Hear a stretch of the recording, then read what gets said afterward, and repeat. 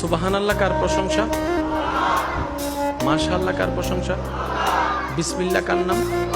কিন্তু বড় চমৎকার বিষয়, যেই নামাজ হচ্ছে শ্রেষ্ঠ ইবাদত, যে নামাজ হচ্ছে মেরাজ, যে নামাজ হচ্ছে জান্নাতে যাওয়ার রাস্তা, যে নামাজ হচ্ছে অমানুষ থেকে মানুষ হওয়ার শক্তি, যে মানুষ হচ্ছে বান্দাকে রবের রহমতের সাগরে যাওয়ার রাস্তা করে দেয়, যে নামাজ হচ্ছে মানুষের ভিতরটাকে পবিত্র করে দেয়, যে নামাজ হচ্ছে মানুষের চিন্তাকে পবিত্র করে দেয়, যে নামাজ হচ্ছে বান্দাকে রবের রহমতের সাথে সম্পর্ক জোড়া লাগাই দেয়, সুবহানাল্লাহ।